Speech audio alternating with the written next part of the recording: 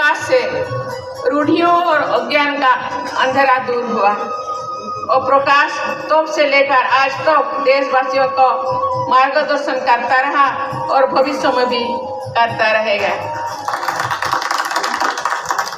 आज मिल सब गीत गाओ, उस प्रभु के धन्यवाद। आज मिल सब गीत गाओ, उस प्रभु के धन्यवाद।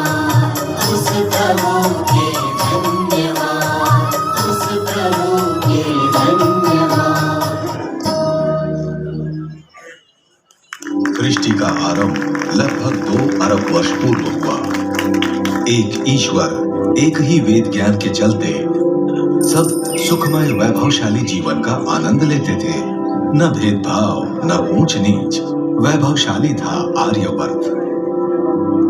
परंतु दुर्भाग्य, महाभारत काल आते आते वेद ज्ञान की अनदेखी और गलत अर्थों के कारण राज सत्ताओं की चाल और चिंतन बदलता चला गया।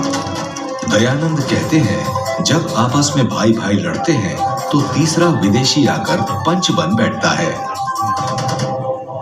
यही हुआ भी।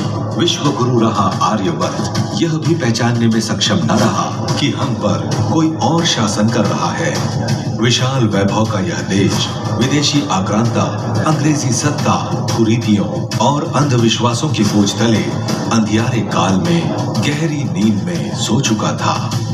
इसी अंधियारे काल में 12 फरवरी 1824 में मूल नक्षत्र में मूल सत्य की स्थापना के लिए हजारों रश्मियों की चकाचौंध और ध्वनियों की टंकार के साथ गुजरात के टंकारा में मूल शंकर ने जन्म लिया। शिवरात्रि पर बोध होने पर 19 वर्ष की आयु में गृह त्याग कर सच्चे शिव की खोज में दयानंद नाम से प्रसिद्ध हुए।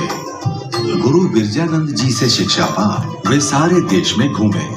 देश, धर्म, संस्कृति, सभ्यता, इतिहास और भूगोल को गहराई से जाना, समस्याओं के मूल को समझा और परिवर्तन युद्ध के मैदान में अकेले कूद पड़े। आदित्य ब्रह्मचारी की गर्जना ने सदियों से सोए भारत को झकझोर कर खड़ा कर दिया।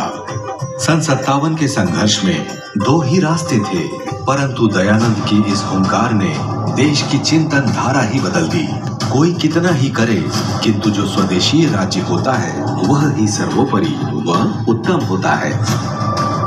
इतिहास के हस्ताक्षर है कि इस युग में स्वदेशी और स्वराज्य शब्द का जन्म इसी वाक्य से हुआ। विराट भारत की कल्पना दयानंद ने ही दी। वेद के गलत अर्थों को प्रचारित करके अपने ग्रंथों को महानतम बता के मूल संस्कृति समाप्ति का षड्यंत्र था। तब दयानंद की ये सिंह गर्जना थी, वेद ही ईश्वरीय ज्ञान है, वेदों की ओर लौटो। वेद के सही अर्थ भी लौटे और भूले बिसरे लोग भी। इस युग में तुम्हारी क्रांतिकारी सोच ने ही तो आत्मनिर्भर भारत के लिए पहली गौशाला दी, पहला अनाथालय दिया, पहला महिला गुरुकुल और महिला छात्रावास दिया, पहला स्वदेशी बैंक, पहली पुनर्वास कॉलोनी दी, आयुर्वेदिक फार्मेसी दी, डीएवी कॉलेज दिया, गुरुकुल परंपरा को जागृत किया, हिंदी का उपहार दिया, नमस्ते शब्द से पहचान दी।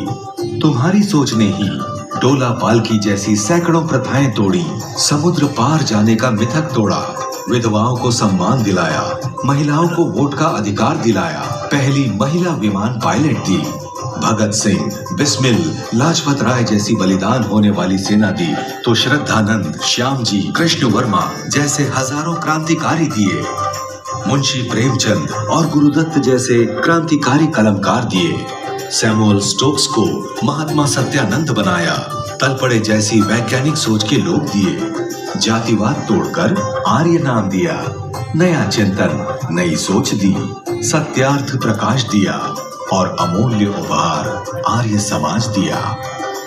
ऋषि दयानंद, हम तेरे नतमस्तक हैं, पर हमारी जिम्मेदारी समाप्त नहीं हुई। रोती बिलखती भारत छोड़कर जाने वाली शक्तियां अब भी छुपे रास्तों से प्रहार के रास्ते खोज रही है। प्रहारों को हमें पहचानना होगा।